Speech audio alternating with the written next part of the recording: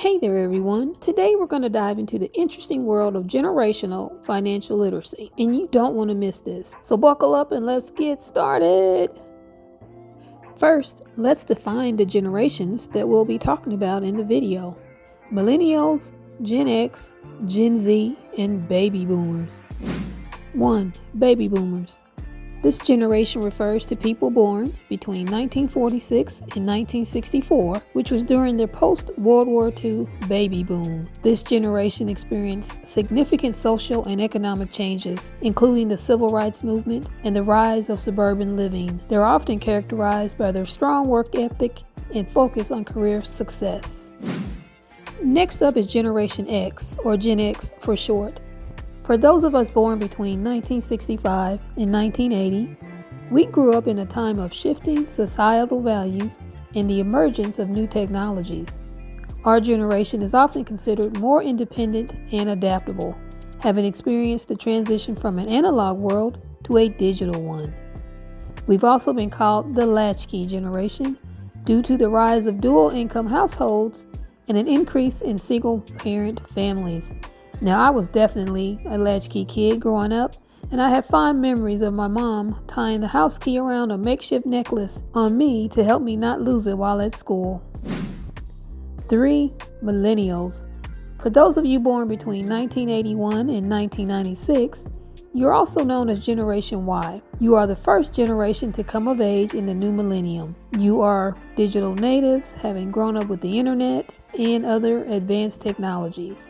And millennials are often characterized by their emphasis on work-life balance, social consciousness, and a desire for experiences over material possessions. Next is Generation Z, or Gen Z.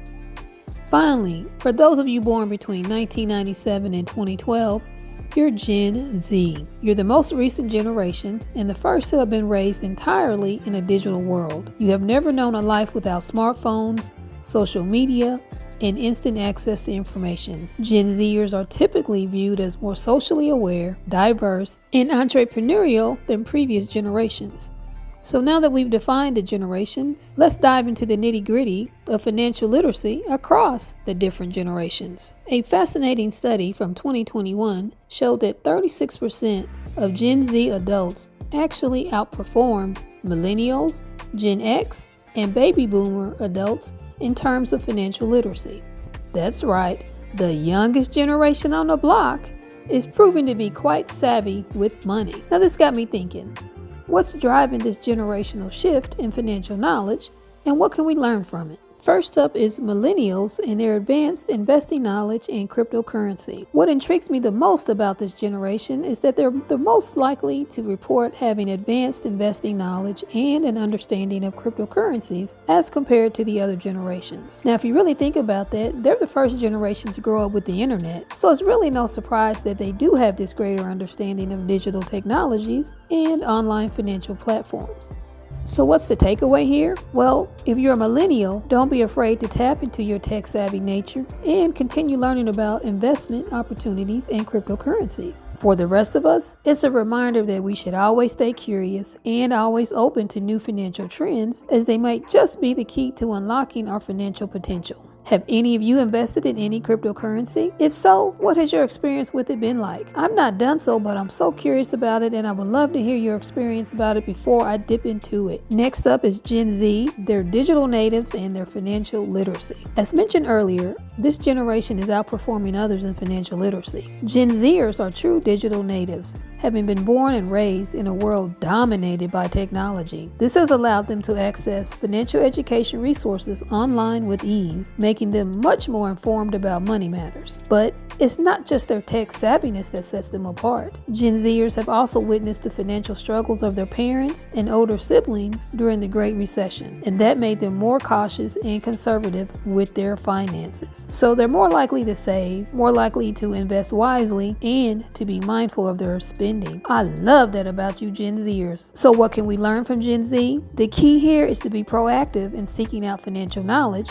and to prioritize saving and investing, even at a young age. And by doing so, you'll be better prepared for any financial challenges that may come your way. Now let's talk about Gen X and baby boomers, lessons to learn. Now, while these generations may not have the same level of financial literacy as Gen Z and millennials, we do have a wealth of life experience to draw from. We've seen economic booms and bust. We've navigated various financial crises, and we have the benefit of hindsight when it comes to investment decisions. The important lesson here is to never stop learning. Financial literacy is an ongoing journey, and it's never too late to improve your knowledge and skills. Gen X and baby boomers can still benefit from embracing new technologies, exploring modern investment strategies, and adapting their financial habits to suit the ever-evolving financial landscape. So how can we bridge the generational gap when it comes to financial literacy? Well, the answer is pretty simple: collaboration and communication. Each generation has unique strengths and experiences that can be shared with the other generations. For example, Gen Z and millennials can teach older generations about new technologies and investment opportunities, and Gen X and baby boomers can share their wealth of experience and the importance of long-term financial planning. By opening up conversations about money and finances across the generations, we can all benefit from the collective wisdom and improve our financial literacy together. And let's be honest, peeps, isn't communication usually the answer to most issues? Now, in conclusion, I find it fascinating to see how financial literacy varies across the generations. I love Gen Z's strong performance, and I think that's a testament to the power of technology and the importance of early financial education. Millennials have shown us the value of staying on top of new trends and adapting our financial strategies accordingly. And meanwhile, Gen X and baby boomers, well, we remind you all of the importance of life experience and the value of long-term financial planning. And ultimately, the key to financial success lies in our willingness to learn, to adapt,